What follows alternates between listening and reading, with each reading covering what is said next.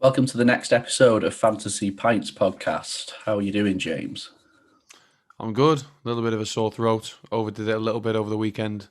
Took an extra gig last night. Probably shouldn't have. Other than that, in good spirits. How are you? I'm all good. Europa League final tonight, which I'm looking forward to. I'm going to catch the second half because I am committed to our football team, Sean. So I will be playing that game, unlike yourself, and sprinting to the pub thereafter once we've been beat to at least celebrate one victory for the night. Yeah, well, I'm hoping for one victory.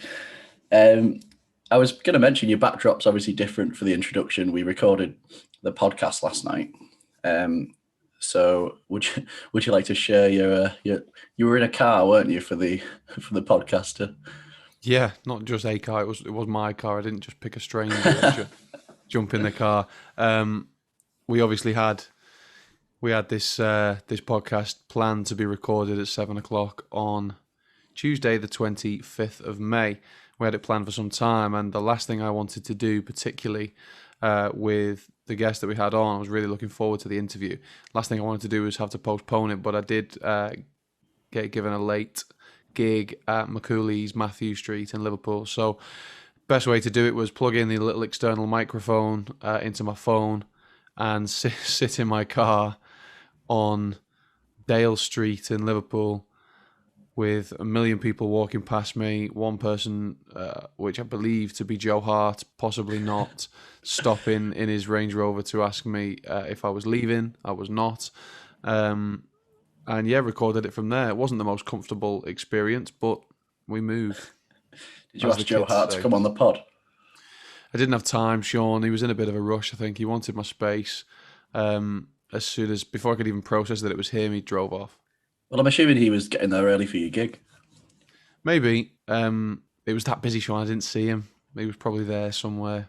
You just sensed he was there. You sensed it was Joe Hart. I could feel his presence. I could smell the head and shoulders. Yeah, and how did the gig go then? Was it a good one? It was actually really good. I just joked out and just suggested sarcastically that it was dead, but it was actually, considering it was a Tuesday, really, really busy.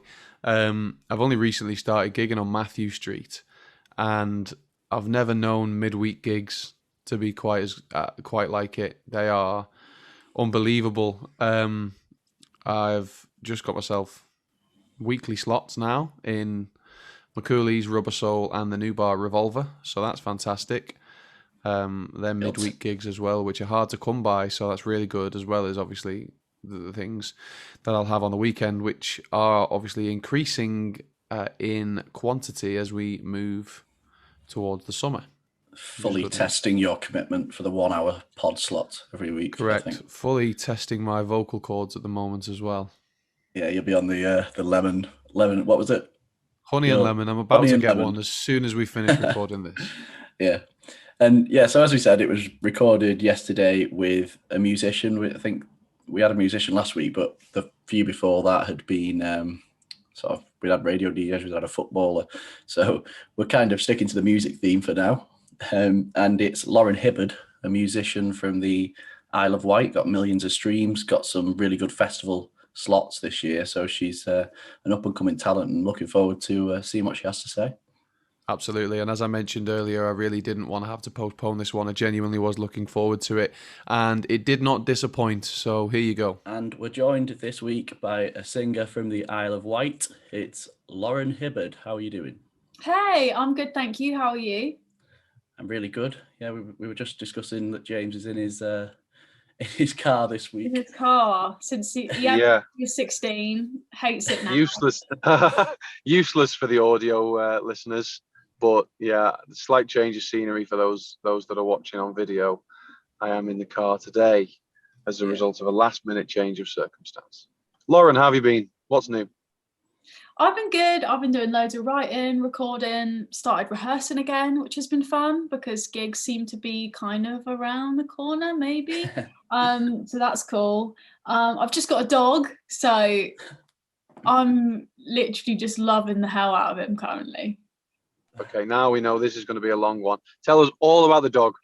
Okay. So his name is Django, and he's a sausage dog. little dachshund. Yes. He's about 11 weeks old, and he's so cute and he's so funny.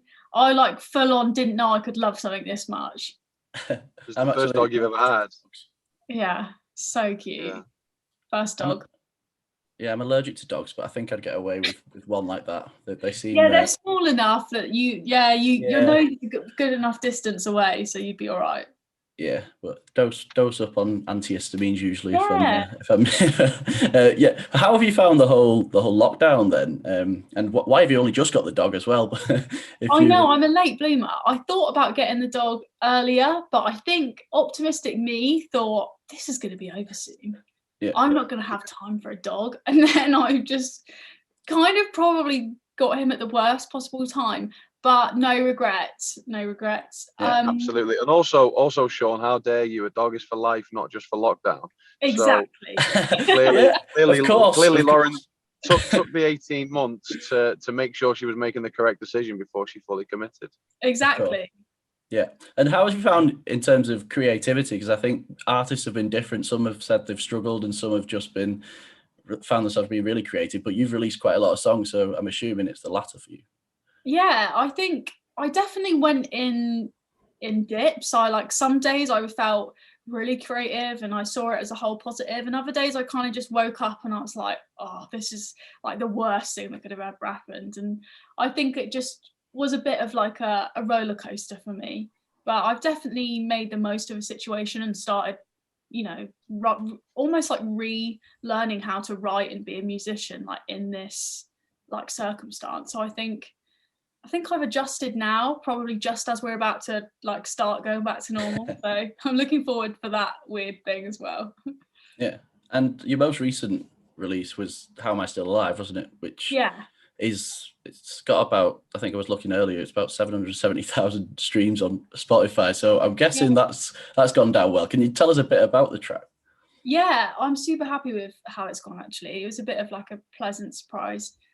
So wrote that track in lockdown as well. Most of the tracks or new stuff's been written in lockdown, but I guess the whole track was kind of like it's all about like the everyday boredom of life, which suits very much like how we're living right now, and kind of like me romanticizing what my life was like before, but actually knowing that as soon as I got back to that point, all I would do is moan about it and want to be back in lockdown where I was. And it's just kind of that thing of never being happy or like content where you are. Yeah. And how difficult was it to collaborate with other artists during these times? I'm assuming it's all been online. Yeah, so Lydia, who actually sung on the track with me, she's over in America. So we did a lot of like FaceTimes and Zooms and stuff, which, is cool, but it's not like being in the room with someone and like having that like, oh my God, this is it moment. So definitely kind of missed that, but emojis are cool too. Yeah. How would you describe your genre? Because I've seen a few different things floating about that describes your music, and because I thought pop punk maybe is that your influences, and is that how you would describe your music? I mean, I guess I'm not like, I like Blink-182, but I'm not like, oh my God, like pop punk. But I guess that is kind of what I'm doing. I'm writing pop songs and disguising them with a couple of distorted guitars. So, like I'm a massive fan of like Weezer, and I guess people call those guys pop punk, but I get slacker pop a lot as well. I don't really know what that means. That one. No, I think it's like, I've never seen it, but yeah, I think it's like pop for people who are too afraid to say they like too cool for pop. Yeah. And what do you think? What artists do you think are similar to that today? Because, and in terms of like new pop punk artists, I would say Youngblood maybe. Is that? Yeah, I guess that's probably a good shout actually. Artists like that. I'm trying to think of like bands there's a load of like punk bands. I guess you've got that kind of like Viagra Boys thing, which I'm really into. But yeah, maybe I'm just blind to it, but I don't see many like solo females at that kind of like trying to do like a pop punk thing, which is cool. No, yeah, definitely. And what's it like in the Isle of Wight in terms? We know about the festival, obviously, but in terms of the music scene pre-COVID, what was that like? It's all right. Do you know what? Have you ever been here? I think I might have been when I was really young, but I'm not. Yeah, it's a tourist attraction when you're like 8 years old, and then when you're living in that, it's kind of like, have you ever seen Gavin and Stacey? Yes. It's basically Barry Island. It's the only comparison. It's kind of like when it's raining, it's super depressing because you just walk by loads of like closed down like little theme parks and like little markets. I mean, I'm playing it down. I live here and I'm like numb to it. All the nice things probably. It's like to look at, really pretty, but there's just not that much getting me flowing. If you know what I mean. But I think yourself, who's coming through, and is it Coach Party as well? The Isle of Wight band that they're coming through too. So something must be bubbling there at the minute. I do. The music scene's actually cool here. I think there's a lack of things to do, so everyone's like, let's start a band. So yeah, Jess, who's the lead singer in Coach Party, is actually my best friend. So we like grew up together.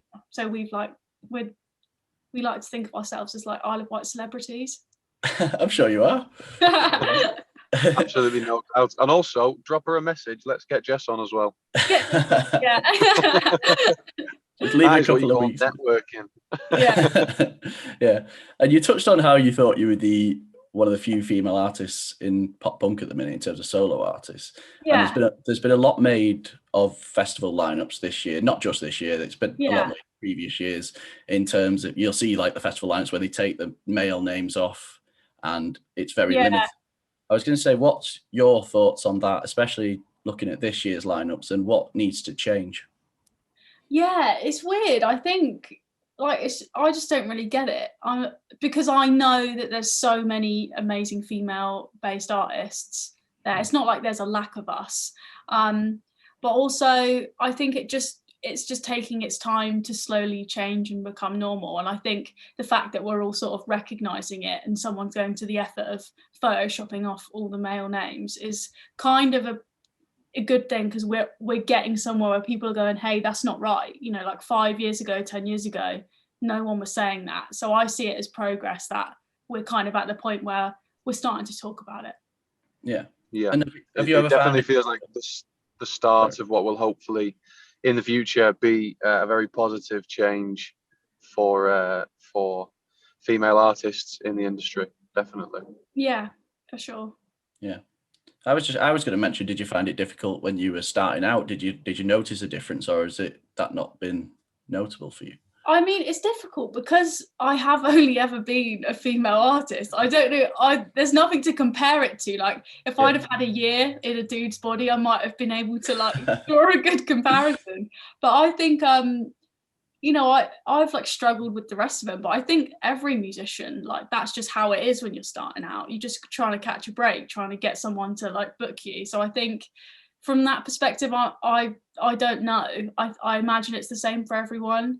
But yeah, definitely now I think I'm like, oh, maybe if I wore a leather jacket and was a bloke, I might have had more of a shot. Yeah.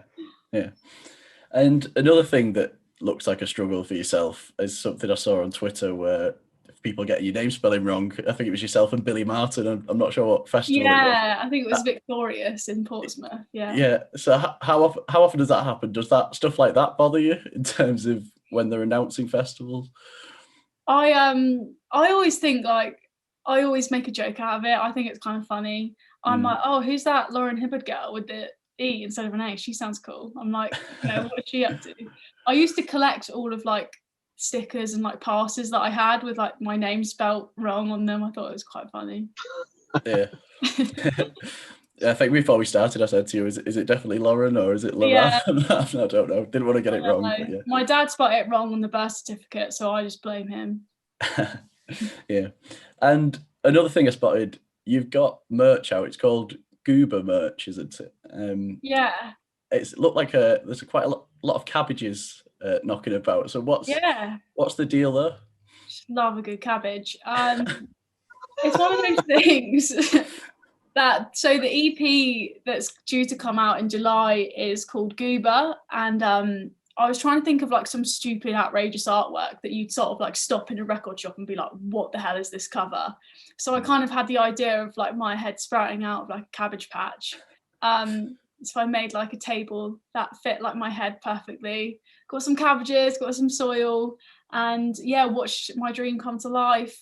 And then kind of got carried away with the cabbages then. I was like, oh my God, I want a cabbage pillow. So I think I've probably run with it. And now I'm like, why did I do that? But we moved. It reminded me Love of, it. I don't know if you said the James Acaster thing on, I think it might have been But I Lied to You or something, where he filled someone's room with cabbages as like a prank. And I felt like I was seeing it in like on my Twitter feed. It's the universe giving you a sign.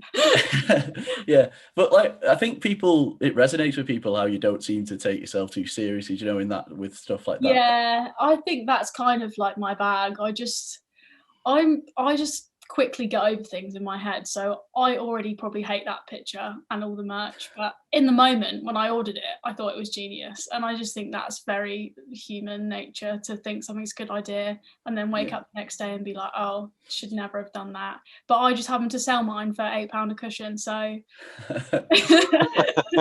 we'll put the link to the cabbage yeah, pillow. do with that what you will. Yeah. So moving on to the theme of the podcast then. Yeah. We ask everybody for the 3 musicians, past or present. Yeah. That you choose to go for a drink with. We also never tell people that they're all going to be in the same room, but we always drop that one on you beforehand and then like to say, but yeah, I mean, I should start telling people that, but yeah. So who's your first? So my first is Rivers Cuomo from Weezer. Right. There's a bunch of reasons why. He's like my dream husband. So in my head, I'm like, get that man in a room and I'll seal the deal. Also, I think he's just like my absolute like hero, really. Like as soon as I heard the Blue album, I totally changed direction. Like, so I think I owe like my whole genre to Weezer, to Rivers, and I just totally admire the guy and everything he's ever done. So I would love to have a beer with him, basically. Yeah. It sounds like you wouldn't have been able to live with yourself if you didn't choose him as your first pick if you went on to... I was actually thinking about it as well, and I actually think it was a bad decision because I'd be so nervous. I'd be like shaking my hand, like trying to drink. I don't think I'd hold my full, but you know. Yeah. Worth a shot. Yeah. And who's your second pick? So my second pick is Phoebe Bridgers. Yes. I absolutely love her.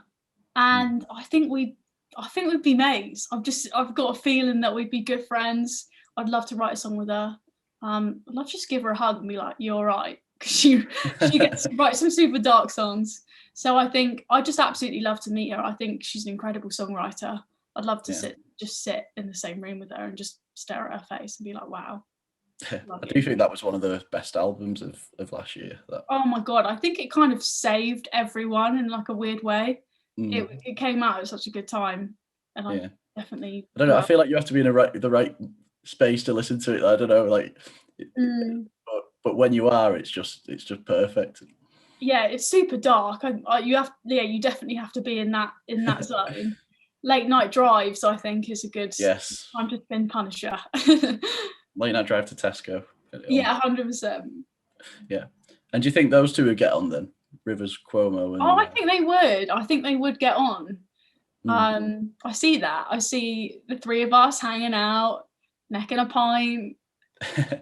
Yeah. And then who's the next person at the table? So this was really tough for me because there's like 2 people I was kind of umming and ahhing on, and now we're in the same room. I'm leaning towards. I'm gonna go with. It was between Taylor Swift, but I'm going to let Taylor Swift go because she's just like a childhood love of mine. Yeah. And I'm going to invite Win Butler from Arcade Fire to the table. Okay. Because just imagine the scenes of those conversations. I would just love, I think even just being next to him, I'd learn something. I just think he's an unreal lyricist, musician. That band honestly blew my mind. And I think he's incredible. And just quite innovative, aren't they? Well, they always have been, and I've not seen much of him in interviews, so I don't really know what he's like as a person. I think he's quite hard to please. I think he's a bit of a he definitely knows his own mind a lot, but I would just love to like just hear him rant about something, and I'd probably agree. Yeah. So you've got those three, and you've got your honourable mention, then Taylor Swift, and I think they've all never been picked at all, have they, in any of the interviews? Definitely not to my knowledge. Yeah, definitely not in the podcast. I don't know if you've had any of those guests picked during the interview. This was a question I dropped on people in interviews as well, but I'm pretty sure you've gone for some unique picks, which is good. Nice. It's always good to see. And it's interesting that you said, you were dead certain with your first two, and then you were kind of in two minds, or you were stuck between the last guest. That's quite a common thing that we have, isn't it? Where people kind of have 4 picks and they're dead certain on 2, and then they're not sure who to pick for the last one. Yeah. But Taylor Swift, an honourable mention, and maybe you'll get her in a room by herself at some point, and you can just talk about. Maybe she could just walk by and stick her head in while we're all having a yeah, maybe. Well, we've adopted a bit of a rule as well with Liam Gallagher. So you're going to have Liam Gallagher there because we've decided that many people pick him that he's just there anyway. Of course, we've decided that he's just, and he probably would be, to be fair. Yeah, he would be in the pub. So yeah. 100%. Yeah. So assuming everything goes to plan now, and we are out, if it's not the 21st of June, shortly after, what have you got planned for 2021 in terms of live music, new releases? So I've got my EP coming out on the 30th of July. I'm recording an album this year, which is super exciting in LA, fingers crossed. I've got loads of festivals this summer and a headline tour in October, which you should get tickets for. And That's pretty much it for myself promo. That's great. Yeah, this might be a ridiculous question. Yeah, we will put the link for the ticket, sorry. And this might be a ridiculous question. And this is a question that is definitely going to out me as somebody who sings covers for a living. But you mentioned that your EP is released on the 30th of July. So how does that work? Is it finished now and it's just a waiting game for the release date, or are you still actively working on that now? No, so it's all finished. It's all ready to go. Vinyls are being made. So yeah, it's that must be tough. It was ready kind of 4 or 5 months ago, and there's this slow release of songs from it. So by the time I get round to it, I'm normally like the cabbage thing. I'm always over it, and I've written loads of other things. Yeah. So yeah, that's the part I hate, is that you always have to celebrate the stuff that's out now, even though in your head you've kind of had that moment and moved past it. So yeah. How hard is it going to be to nail down an album track list when you've got so many popular songs?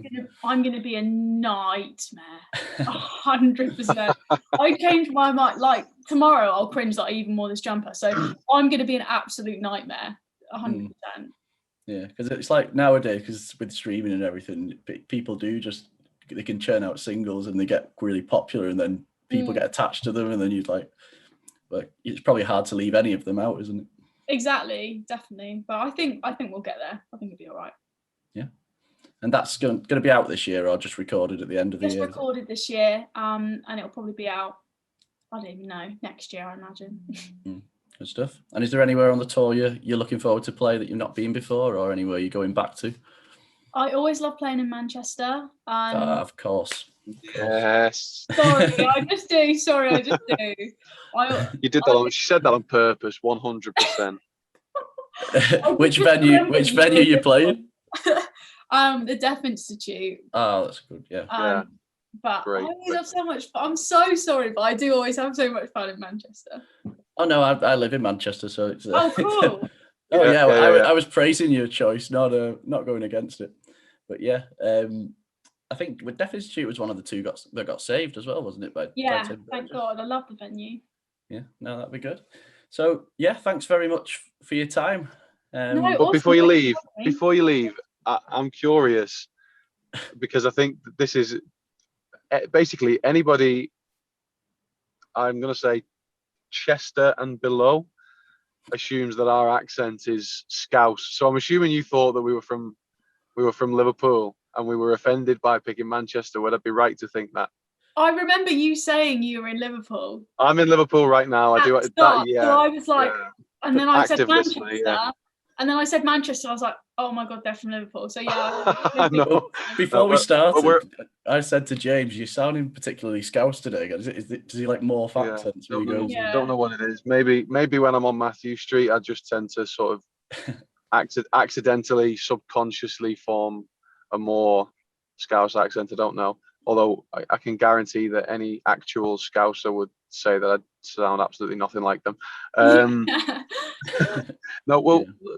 We're actually from St Helens, so we're kind of right in the middle of Liverpool and Manchester, although we both now live closer to Manchester. Sean lives right in the middle of Manchester, and I live in a town called Wigan, which is...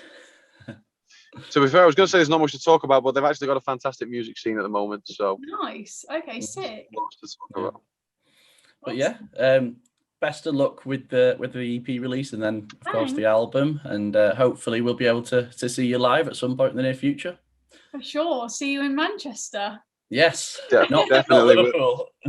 Yeah, we'll be looking out for the tickets, Lauren, and we'll drop links to everything in the description down below. And if you want to take a couple of minutes now, it might not take you a couple of minutes, but a couple of seconds to plug your socials. Where can people find you on social media? Okay, cool. So I'm just at Lauran Hibberd, LAURAN, on pretty much everything. I'm the girl with the cabbage, profile picture, so that's quite helpful. Yeah, all about the cabbage. But yeah, thanks so much for your time. Awesome. Thank you, guys. No worries. Lauren, it's been a pleasure. Thank you so much. See you later. Have a good gig. Yes, that was Lauran Hibberd. We didn't actually mention on the call, but she's playing Truck Festival main stage as well this year, which is massive, and I think she's going to definitely be one to watch.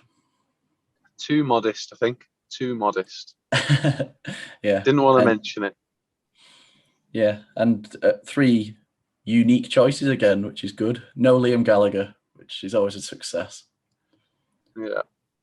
Although again, maybe she's listened and realised he's there anyway. Who knows? Yeah, so he must have been an avid listener. Yeah. But yeah, so we'll cut this down soon because you're off to play a gig, aren't you? Yeah, I am currently sat around the corner from Matthew Street in Liverpool. I'm playing at Macaulay's at 8 till 10. I'm looking forward to it. And I know that we mentioned this in the intro, but apologies for the setting. It's a slight change of scenery. Again, audio listeners, is useless for you.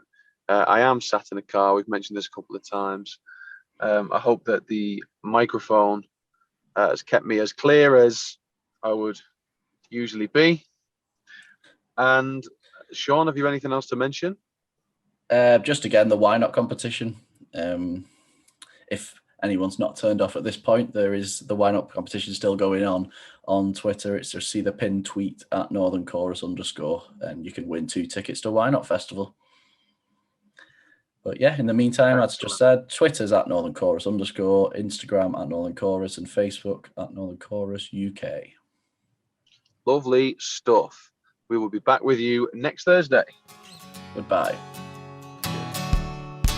Welcome to the... Oh, you're not looking at us.